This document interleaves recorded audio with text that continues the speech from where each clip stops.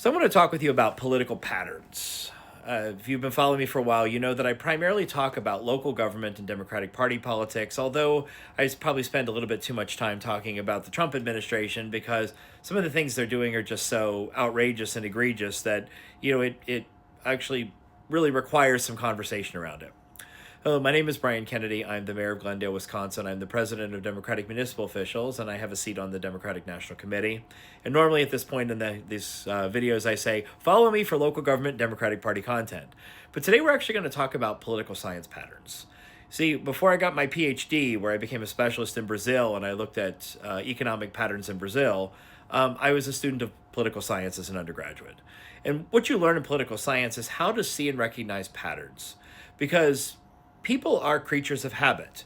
Regimes that rise to power often rise to power in very, very similar ways. And once you can recognize the patterns, you can see essentially or predict what is likely to happen next. So we're going to start in terms of modern history. We'll go back 100 years. There was a dictator in Europe whose name gets thrown around a lot, but he became one of the examples of this pattern. Probably a recent enough one that I'll cite that one. Putin followed the same pattern, and now Trump is following the same pattern. And that is, you get power through free election that you win.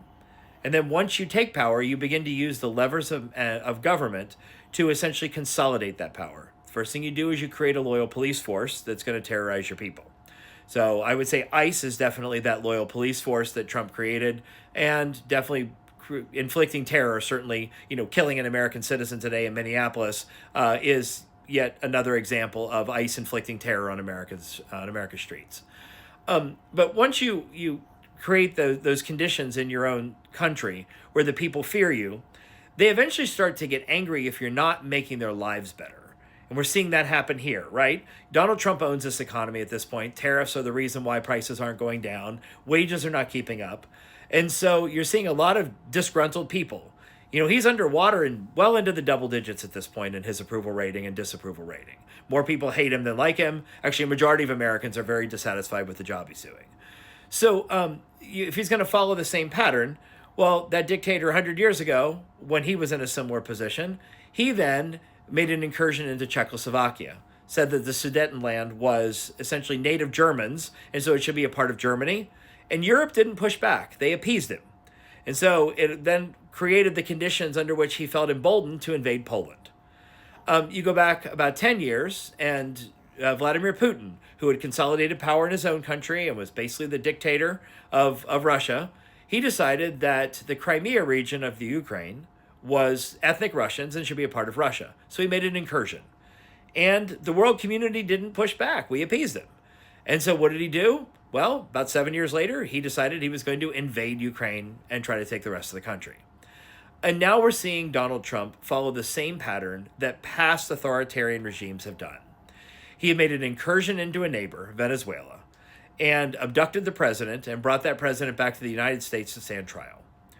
And right now, the world is not pushing back strongly enough. They are essentially trying to appease Donald Trump. We have the biggest military in the world, and I know there's a lot of concern about what will happen if the world pushes back too strongly. What will Trump do next? Well, I can tell you this much. His saber rattling around Greenland, he's already indicating where he's going next. And if he takes Greenland by force, it will be the same pattern that we've seen play out, not just in the two examples I gave you, but in numerous other dictators and their rises to power. So if you're a student of political science, this should all sound very familiar with you, with what you've learned in college. And if you're not a student of political science, well, you just had a basic course in how authoritarian regimes essentially take power. So look forward to chatting with you in the future. I've got some really exciting stuff I'm working on. We're going to be launching a whole new project next week. But I hope you all have a wonderful day, and thanks for listening.